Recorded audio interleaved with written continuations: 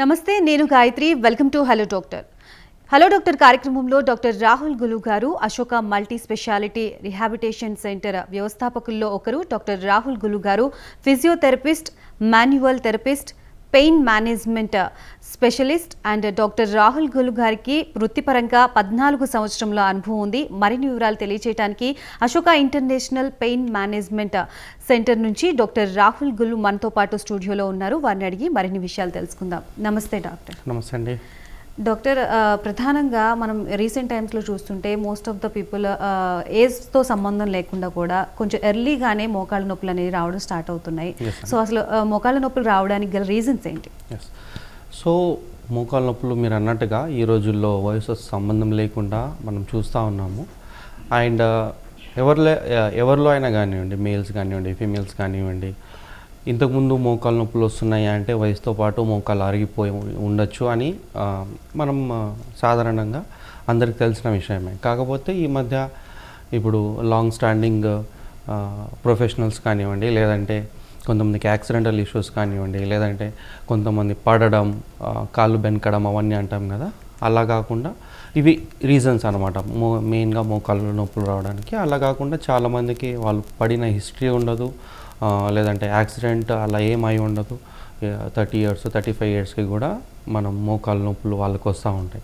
So X-rays కానీ మనం MRIs కానీ చేసుకున్న తర్వాత కూడా, కొన్ని మందులు వేసుకున్న తర్వాత కూడా వాళ్ళకి ఉపశమనం దొరకదు అనమాట.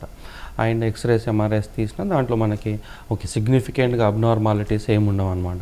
అరిగిపోయింది, లేదంటే లిగమెంట్ ఇంజరీ ఉందో, మినిస్కల్ టియర్ ఉందో, ఇవన్నీ మనం చూస్తూ ఉంటాం. ప్రాబ్లం అయితే ఏం కనిపించదు, కానీ పేషెంట్స్ మాత్రం సఫర్ అవుతూ ఉంటారు. సో మోకాళ్ళ నొప్పులు మనకి రావడానికి హిడెన్ రీజన్స్ కూడా చాలా ఉంటాయన్నమాట.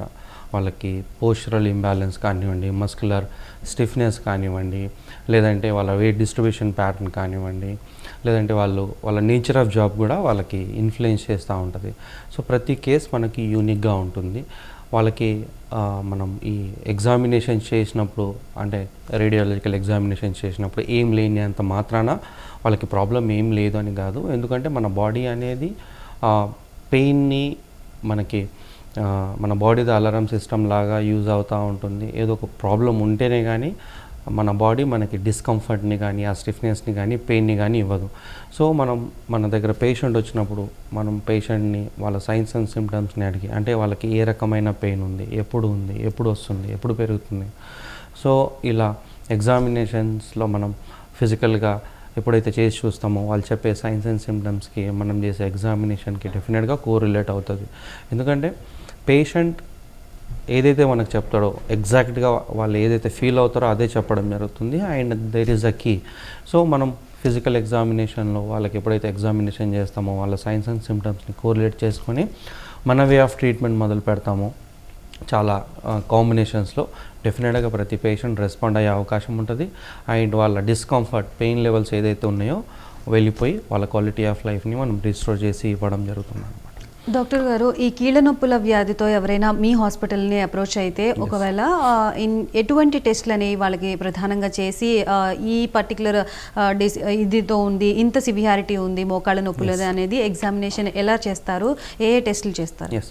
సో మనకి ఫిజికల్ ఎగ్జామినేషన్స్లో చాలా టెస్టులు ఉంటాయండి, చాలా కాన్సెప్ట్స్ ఉంటాయన్నమాట. ఇప్పుడు ఫిజియోథెరపీ వరల్డ్లో డిఫరెంట్ కాన్సెప్ట్స్ ఉంటాయి, డిఫరెంట్ అసెస్మెంట్ టూల్స్ ఉంటాయి, ఫిజికల్ అసెస్మెంట్ టూల్స్. సో వాటిని మనం బేస్ చేసుకొని ఫిజికల్ ఎగ్జామినేషన్ చేయడం జరుగుతుంది. అంటే ప్యాసివ్ మొబిలైజేషన్స్ కానివ్వండి, ప్యాసివ్ మూమెంట్ అంటాము, లేదంటే యాక్టివ్ ఎగ్జామినేషన్, దాంతోపాటు loading, unloading. So at the same time మనం జాయింట్లో నుంచి పెయిన్ వస్తుందా, లేదంటే ఇది మస్కులర్ పెయినా, లేదంటే లిగమెంట్ రిలేటెడ్ పెయినా, వెయిట్ డిస్ట్రిబ్యూషన్లో డిస్కంఫర్ట్ ఉందా. సో ఇలా వాళ్ళ పేషెంట్స్ చెప్పే సిమ్టమ్స్ని బట్టి ఇది ఏ రకమైన పెయిన్ ఉండొచ్చు అనే ఒక కాన్సెప్ట్కి మేము రావడం జరుగుతుంది. దాంతోపాటు మేము చేసే ఫిజికల్ ఎగ్జామినేషన్స్ తో మనకు క్లియర్ కట్ అయిపోతుంది అనమాట. ఈ పేషెంట్కి పెయిన్ రావడానికి రీజన్ ఏంటి, అది దీనివల్ల వస్తుంది. సో వాళ్ళు చెప్పే సిమ్టమ్స్ని బట్టి ఏ రకమైన ఎగ్జామినేషన్, ఏ కాన్సెప్ట్ని ఫాలో అవ్వాలి అనేది డిపెండ్ అయి ఉంటుంది. చాలా మందికి ఈ కీళ్ళ వాతం కీళ్ళ అరుగుదలకి తేడా తెలీదు.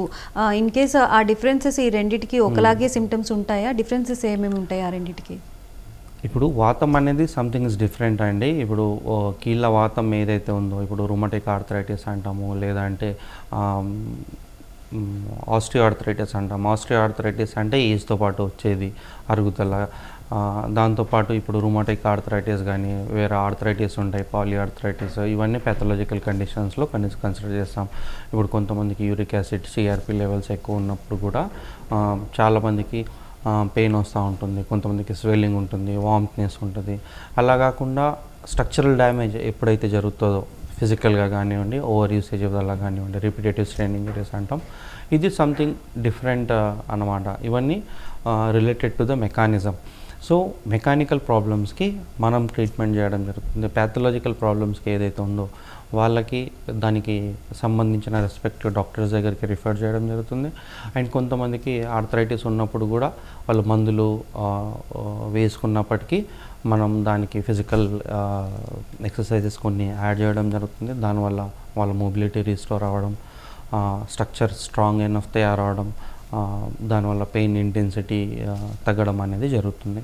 So it is a combination of two way treatment అలాంటి కండిషన్స్లో. కానీ స్పెసిఫిక్గా కొంతమందికి ఆర్థరైటిస్ అంటే ప్యాథలాజికల్ రిలేటెడ్ సిమ్టమ్స్ ఏమి ఉండవు, కాకపోతే వాళ్ళకి మెకానికల్ ప్రాబ్లమే ఉంటుందన్నమాట. మెకానికల్ ప్రాబ్లం, ప్యాథలాజికల్ ప్రాబ్లమ్ని మనం స్పెసిఫిక్గా చాలా క్లియర్గా రూల్ అవుట్ చేసే అవకాశం ఉంటుంది త్రూ ఎగ్జామినేషన్లో.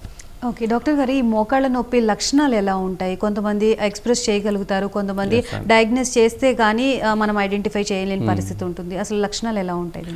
ఇప్పుడు మోకాళ్ళ నొప్పులు కొంతమందికి స్టెప్స్ ఎక్కేటప్పుడు ఎక్కువసేపు నిల్చున్న తర్వాతనో, ఎక్కువసేపు నడిచిన తర్వాతనో, లేదంటే కొంతమందికి క్రాస్ లెగ్ సెట్టింగ్లో కూర్చున్నప్పుడు ఎక్కువ అవుతుంది. కొంతమందికి పొద్దున్న లేచిన వెంటనే ఎక్కువ ఉంటుంది అన్నమాట నొప్పి. కొంతమందికి నైట్ పడుకునే ముందు ఎక్కువ ఉంటుంది, చాలా డిస్కంఫర్ట్గా ఉంటుంది. సో వాళ్ళు ఆ జాయింట్ని ప్రతిసారి ఎదిలించుకుంటూ ఉంటారు. ఎవరికైతే పొద్దున లేచినప్పుడు ఎక్కువ నొప్పి ఉంటుందో కాసేపు కొన్ని మూమెంట్స్ చేసిన తర్వాత వాళ్ళ పెయిన్ తగ్గడం, దాని తర్వాత కొన్ని మూమెంట్స్ తర్వాత ఫ్రీ అయిపోవడం జరుగుతుంది. దాని తర్వాత వాళ్ళకి ఏం నొప్పి ఉండదు అనమాట. సో డిఫరెంట్ పేషెంట్స్ డిఫరెంట్ సిమ్టమ్స్ని కలిగి ఉంటారు అనమాట. ఒక్కొక్కరికి అందరికీ సేమ్ రకమైన సిమ్టమ్స్ ఉండదు.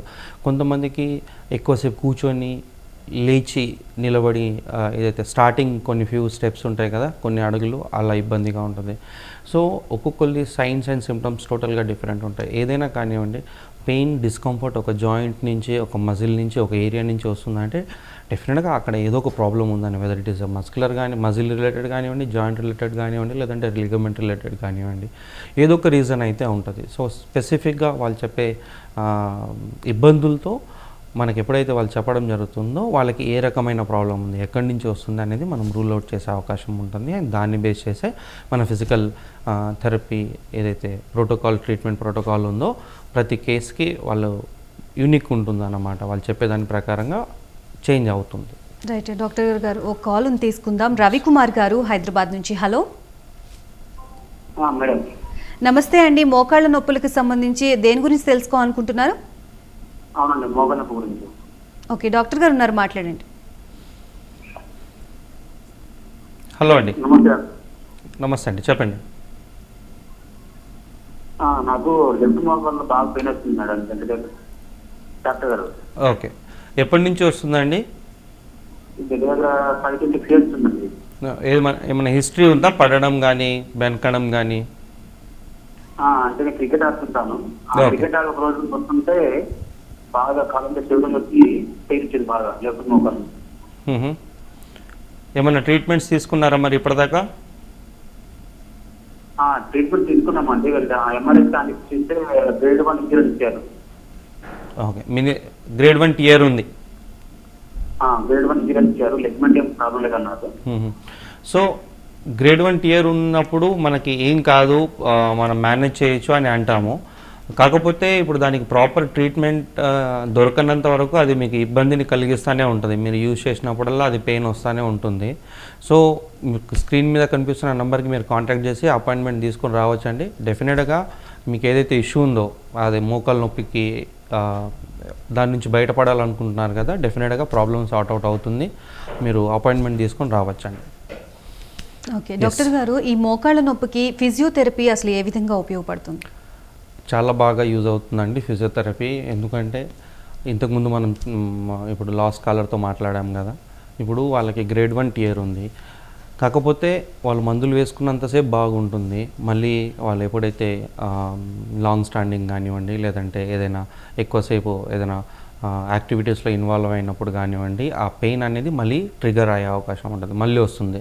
సో డాక్టర్స్ దగ్గరికి వెళ్ళినప్పుడు పెద్దగా ప్రాబ్లం ఏం లేదు, ఏం కాదులే, రెస్ట్ తీసుకో అని చెప్తారు. కానీ రెస్ట్ తీసుకోవడం అనేది ఎన్ని రోజులు, మెయిన్గా కొన్ని రోజులు 1-2 డేస్, ఒక 4-5 డేస్ అనేది మనం రెస్ట్ తీసుకోవడం జరుగుతుంది. దానివల్ల పెయిన్ అప్పుడు అయితే తగ్గుతుంది. మళ్ళీ ఎప్పుడైతే మనం యాక్టివిటీస్లో ఇన్వాల్వ్ అవుతామో మళ్ళీ పెయిన్ అనేది రావడం జరుగుతుంది. సో ఇలాంటి ప్రాబ్లమ్స్కి మనం ఫిజియోథెరపీ వరల్డ్లో ఏదైతే ఇంటర్నేషనల్ లెవెల్లో థెరపటికల్ అప్రోచెస్ ఉన్నాయో చాలా కాంబినేషన్లో ట్రీట్ చేయడం జరుగుతుంది. అంటే పేషెంట్కి ఏం కావాలి, ప్రాబ్లం ఎక్కడుంది అని ప్రాపర్గా అసెస్మెంట్ చేయడం ఫస్ట్ పాయింట్.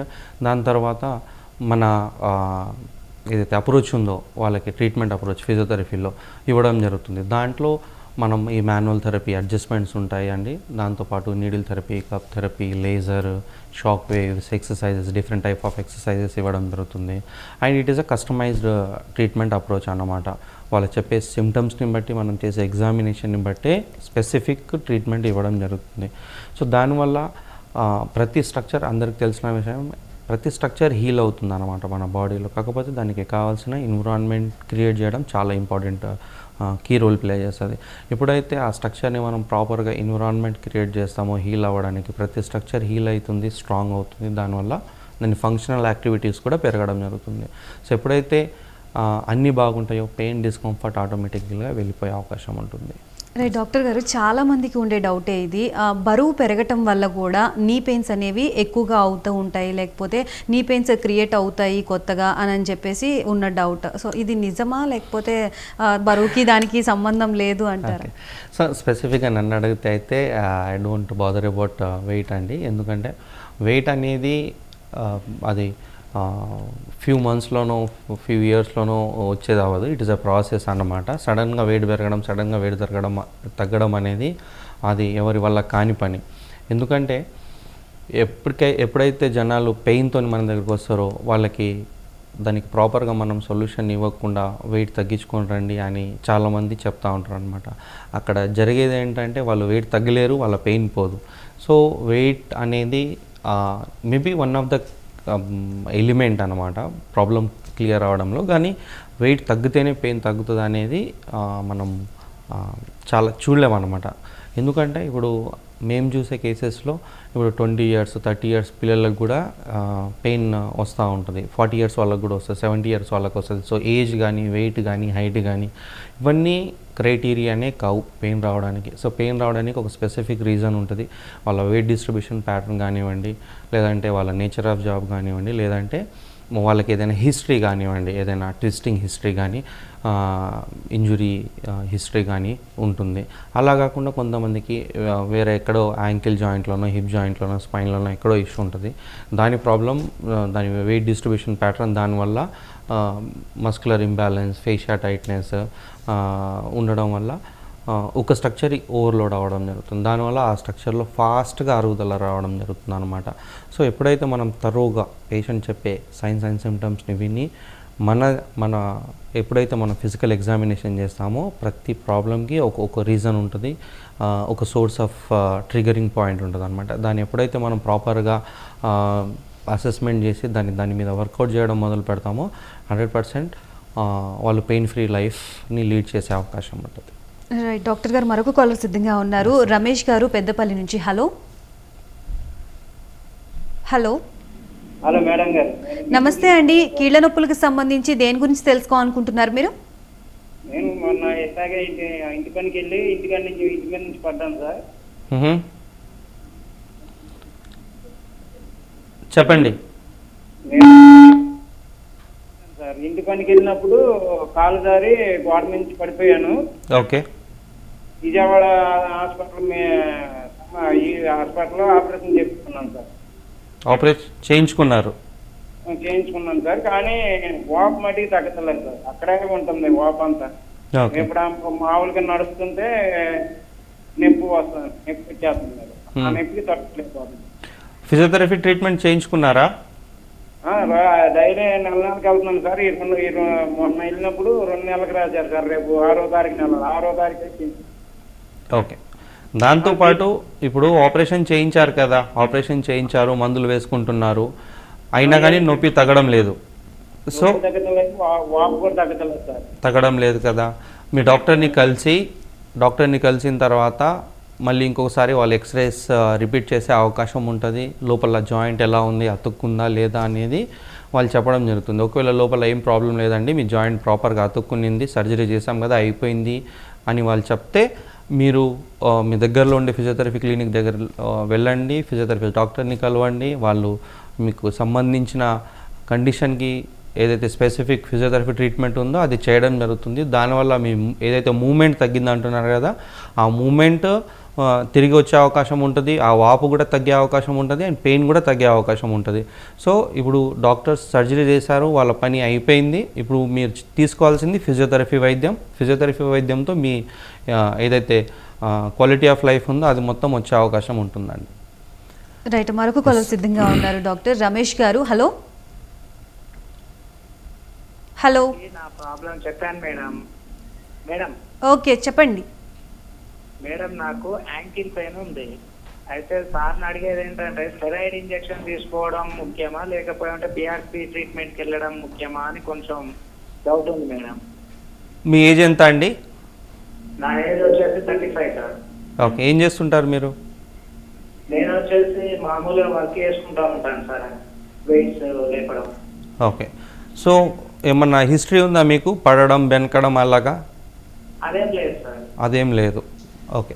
సో అదేం లేనప్పుడు ఇప్పుడు చాయిస్ అనేది మీ దగ్గర ఉంటుందండి. ఇప్పుడు పెయిన్ని తగ్గించడానికి చాలా డిఫరెంట్ సొల్యూషన్స్ ఉంటాయి. ఇప్పుడు మీరు చెప్పినట్టుగా పిఆర్పి కానివ్వండి, ప్రోలోథెరపీ కానివ్వండి, ఓజోన్ కానివ్వండి, ఏదైనా స్టీరాయిడ్ కానివ్వండి. సో ఇప్పుడు మీరు డైరెక్ట్గా పెయిన్ని క్లియర్ చేయాలనుకుంటున్నారా, పెయిన్ని బ్లాక్ చేయాలనుకుంటున్నారా, లేదంటే మీ పెయిన్ ఎందుకైతే వస్తుందో దాన్ని ఫైండ్ అవుట్ చేసి దాని మీద వర్కౌట్ చేయాలనుకుంటున్నారా? ఇప్పుడు పెయిన్ని మీరు ఏ వేలో కిల్ చేయాలనుకుంటున్నారు అనేది మీ దగ్గర ఉంటుంది. సో ఇప్పుడు ఒక ఫిజియోథెరపిస్ట్ని అడిగితే డెఫినెట్గా మీకు ఫిజియోథెరపీ చాలా బాగా పనిచేస్తుందండి, మంచి రిజల్ట్ వస్తాయని చెప్తారు. మీరు డాక్టర్స్ దగ్గరికి వెళ్ళినప్పుడు వాళ్ళకుండే ఆప్షన్ అది. సో వాళ్ళకుండే ఆప్షన్ వాళ్ళు మీకు ప్రిఫర్ చేయడం జరుగుతుంది. చాయిస్ మీ దగ్గర ఉంటుందన్నమాట.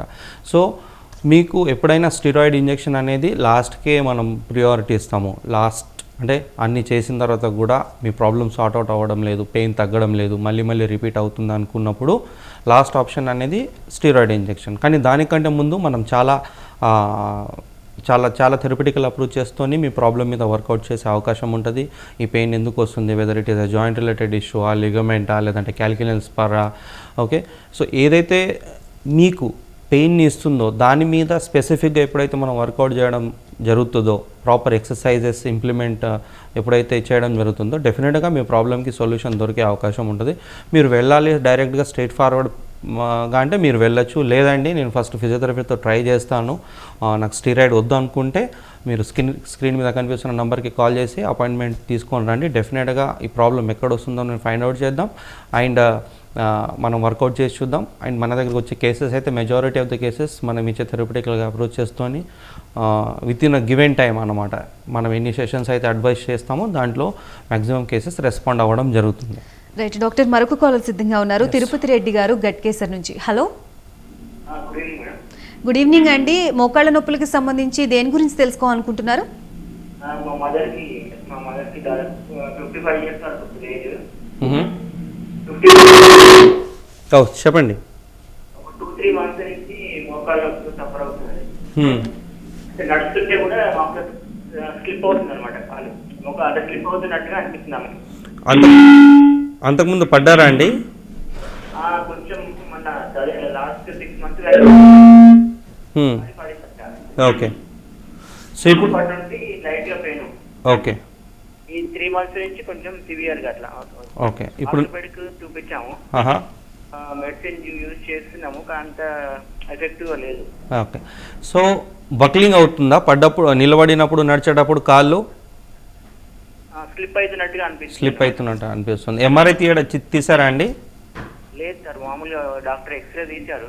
ఆహా. తీసి ఒక డాక్టర్ ఏమో స్టెయిన్ వల్ల వచ్చింది అన్నారు, ఇంకో డాక్టర్ ఏమో కొంచెం కీలు అరుగుదల స్టార్ట్ అయింది అన్నట్టుగా అన్నారు. ఓకే. సో సాధారణంగా కాలు బక్కలు అవుతుందంటే అక్కడ లిగమెంట్ ఇంజురీ అయిందని అర్థం అండి, ఎందుకంటే స్టెబిలిటీ ఇవ్వడం లేదు అని. ఒకసారి ఎంఆర్ఐ తీసుకుంటే మనకి జాయింట్లో ప్రాబ్లమా లేదంటే లిగమెంట్ ఇన్వాల్వ్మెంట్ ఉందా అనేది తెలుస్తుంది. ఒకవేళ లిగమెంట్ ఇన్వాల్వ్ అయి ఉంటే ఏ గ్రేడ్లో ఉంది అనేది కూడా తెలుస్తుంది ఎంఆర్ఐలో. సో దాన్ని బట్టి మనం ట్రీట్మెంట్ ప్లాన్ చేయడం జరుగుతుంది. ఒకవేళ గ్రేడ్ 1, 2లో ఉంటే మనం థెరపీ చేసి ఆ స్ట్రక్చర్ని రీస్టోర్ చేసి పెయిన్ అవి ఇంటెన్సిటీ తగ్గించే అవకాశం ఉంటుంది.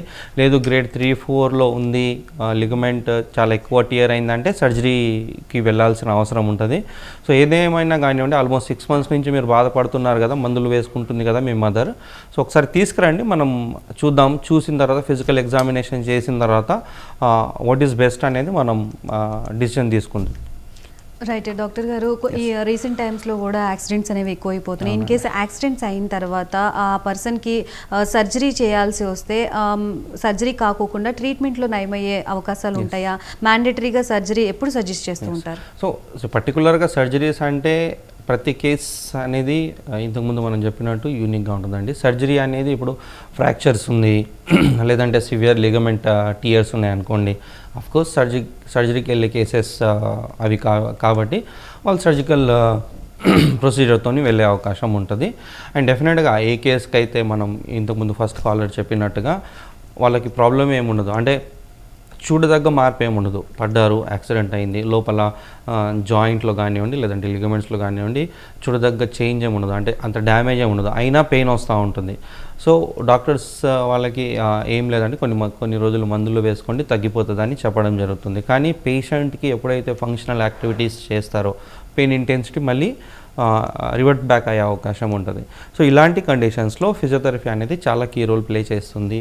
చాలా మంచి రిజల్ట్స్ని మనం ఇవ్వగలుగుతున్నాం అన్నమాట ఫిజియోథెరపీటికల్ ట్రీట్మెంట్స్తో. ఎందుకంటే మనం ఏదైతే సాఫ్ట్ టిష్యూ ఇంజురీస్ జరిగి ఉంటాయో లేదంటే ఫేషియా టైట్నెస్ ఉంటుందో లేదంటే అక్కడ ఏదైనా కానివ్వండి, జాయింట్ అలైన్మెంట్స్ కానివ్వండి, దానికి స్పెసిఫిక్గా దాని మీద మనం ఎప్పుడైతే వర్కౌట్ చేస్తామో, స్ట్రక్చర్ని రీస్టోర్ చేస్తామో, పెయిన్ డిస్కంఫర్ట్ అనేది చాలా బ్యూటిఫుల్గా వెళ్ళిపోవడం జరుగుతుంది. అండ్ వాళ్ళు పెయిన్ ఫ్రీ లైఫ్ని లీడ్ చేసే అవకాశం ఉంటుంది. కాకపోతే స్పెసిఫిక్గా అక్కడ ప్రాబ్లం ఏంటి అనేది మనం రూల్ అవుట్ చేయడం అనేది చాలా ఇంపార్టెంట్ పాయింట్.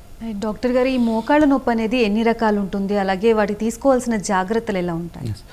సో మోకాళ్ళ నొప్పులు రావడం అనేది చాలామందికి మోకాళ్ళ నొప్పి అంటే ఓకే మోకాళ్ళ నొప్పి అరిగింది అనే కాన్సెప్ట్లోనే ఉంటారండి. కాకపోతే దాంట్లో చాలా కండిషన్స్ ఉంటాయి. అంటే it could be muscular pain, muscle related కానీ జాయింట్ రిలేటెడ్ కానివ్వండి, ఫేషియా కానీ, కొంతమందికి రివరల్ ప్యాటర్న్ పెయిన్ ఉంటుంది.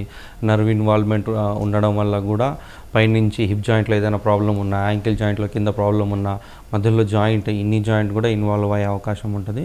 సో నీ జాయింట్లో పెయిన్ రావడానికి చాలా రీజన్స్ ఉంటాయి. స్పెసిఫిక్గా ఇది అని చెప్పడానికి లేదు. క్లయింట్ని బట్టి మనం వాళ్ళు చెప్పే సిమ్టమ్స్ని బట్టి మనం చేసే ఫిజికల్ ఎగ్జామినేషన్స్తోని వీళ్ళకి దీనివల్ల ప్రాబ్లం వచ్చిందని రూల్ అవుట్ చేయడం జరుగుతుంది. Yes, so it is differ for every one అండి. ఎస్. ఓకే డాక్టర్ గారు, మరొక కాలర్ సిద్ధంగా ఉన్నారు. గోపి గారు గుంటూరు నుంచి. హలో. నమస్తే మేడం. నమస్తే అండి, మోకాళ్ళకి సంబంధించి ఎటువంటి ప్రాబ్లం గురించి కాల్ చేశారు? నాకు నడువు నొప్పి మేడం. ఓకే. నడువు నొప్పి పెయిన్ వస్తుంది మేడం నాకు 2 సంవత్సరాల నుంచి. ఓకే, ఏం చేస్తుంటారండి మీరు? నేను ట్రాఫిక్ పని చేస్తాను సార్. ఆహా. నాకు ఎక్కడికి వెళ్ళినా డాక్టర్ గారి దగ్గరికి వెళ్తే డబ్బులు వదులుతున్నాయి కానీ ఆ నొప్పి అనేది తగ్గలేదు సార్. ఎక్కడికి వెళ్ళినా ఏమంటున్నారు? ఎక్కడికి వెళ్ళినా ఎక్స్రే తీసుకున్నారు, మెడిసిన్ ఇస్తున్నారు, అంటే తగ్గిపోయింది అంటున్నారు. నాకేమో అదేమో తగ్గట్లేదు. సరే, మీకు ఎక్కడికి వెళ్ళినా సాల్వ్ అవ్వట్లేదు కదా, రండి ఎందుకు తగ్గదో చూద్దాం. రైట్ డాక్టర్ గారు, ఈ మోకాళ్ళలో నొప్పితో కూడిన సౌండ్ అనేది వస్తూ ఉంటుంది అని చెప్పేసి అవునండి. పేషెంట్స్ చాలా మంది అంటూ ఉంటారు. అసలు ఎందుకు వస్తుంటుంది అది? ఇప్పుడు ప్రతి స్ట్రక్చర్లో అంటే ఇప్పుడు మోకాలు స్పెసిఫిక్గా తీసుకున్న తర్వాత దాంట్లో మనకి సైనోవియల్ ఫ్లూయిడ్ ఉంటుంది, మినిస్కస్ ఉంటుంది కుషనింగ్ కోసం. అండ్ ఎప్పుడైతే ప్రతి స్ట్రక్చర్ దాని పొజిషన్లో అది ఉంటుందో మొబిలిటీ అనేది చాలా ఫ్రీగా స్మూత్గా ఉంటుంది. కాకపోతే ఎప్పుడైతే మస్కులర్ టైట్నెస్ వల్లనో మస్కులర్ ఇంబ్యాలెన్స్ వల్లనో లేదంటే లోపల స్ట్రక్చర్ అరిగిపోవడం వల్లనో ఎప్పుడైతే మాల్ ఫంక్షన్ జరుగుతుందో ఒక స్ట్రక్చర్ ఇంకో స్ట్రక్చర్కి మూమెంట్ చేసేటప్పుడు రాసుకుంటుందో అప్పుడే చాలామందికి ఆ క్రిపిటస్ సౌండ్ అనేది వస్తుంది. టక్ టక్ టక్ టక్ అని అది స్టార్టింగ్లో యూస్ చేసేటప్పుడు వస్తుంది, కొన్ని మూమెంట్స్లో మళ్ళీ తగ్గిపోతుంది. కానీ ఈ మూమెంట్స్ వస్తున్నాయంటే early stage of degenerative changes అని మనం అనుకునే అవకాశం ఉంటుంది. స్టార్టింగ్ అంటే జాయింట్ అరిగిపోవడం మొదలైంది అని. కొంతమందికి ఆ క్రిపిటస్ అనేది ఉంటాయి, కానీ లాంగ్ రన్లో కూడా చాలామందికి ప్రాబ్లం అవ్వకపోవచ్చు. కానీ కొంతమందికి ఇది ఉన్నప్పుడు మాత్రం కొన్ని రోజుల తర్వాత కొన్ని నెలల తర్వాత ఆ క్రిపిటస్ సౌండ్స్ కూడా పెరిగే అవకాశం ఉంటుంది. ఎట్ ద సేమ్ టైం వాళ్ళకి డిస్కంఫర్ట్ పెయిన్ రావడం మొదలవుతుంది అనమాట. సో ఎప్పటిదాకా అయితే మనకి ఏదైతే ఆ సౌండ్స్ వల్ల ఇబ్బంది ఉండదో, మనకి క్వాలిటీ ఆఫ్ లైఫ్లో ఇన్వాల్వ్మెంట్ ఏం అవ్వదో అప్పటిదాకా మనం దాన్ని పెద్దగా పట్టించుకోవాల్సిన అవసరం లేదు. ఎందుకంటే ప్రతి జాయింట్ నుంచి మనం ఇలా అన్నప్పుడు సౌండ్ వస్తూ ఉంటుంది. కానీ ఎప్పుడైతే ఆ క్రిపిటస్ ఎక్కువ అయిపోవడము, డిస్కంఫర్ట్ రావడము జరుగుతుందో, పెయిన్ రావడం జరుగుతుందో తప్పకుండా మీరు ఫిజియోథెరపీ క్లినిక్కి వెళ్ళొచ్చు. అండ్ ప్రాపర్ అసెస్మెంట్ చేయించుకొని దానికి తగ్గ ట్రీట్మెంట్ ఎప్పుడైతే మనం తీసుకుంటామో ఎర్లీ స్టేజెస్లోనే ఆ ప్రాబ్లం ఇంకా ఎక్కువ అవ్వకుండా, వర్స్ట్ అవ్వకుండా ఎర్లీ స్టేజెస్లోనే దాన్ని మనం అడ్రస్ చేసే అవకాశం ఉంటుంది. దానివల్ల రికవరీ కూడా పేషెంట్స్కి చాలా తొందరగా వస్తుంది. అండ్ డ్యామేజ్ కూడా స్ట్రక్చర్స్ది తక్కువే ఉంటుంది. సో దానివల్ల రికవరీ తొందరగా వస్తుంది అన్నమాట. సో ఎప్పుడైనా మెడికల్లో మనం ఒక ప్రాబ్లమ్ని తొందరగా ఐడెంటిఫై చేసుకున్న తర్వాత దాని రూట్ కాజ్ని తొందరగా ట్రీట్ చేస్తే చాలా మంచిదండి. Right, thank you so much doctor Rahul for being here and explaining about all this. So చూసారు కదా, ఇది ఇవాల్టి హలో డాక్టర్ కార్యక్రమం. మరొక కార్యక్రమంతో మళ్ళీ కలుద్దాం. Until then keep watching Prime 9 News.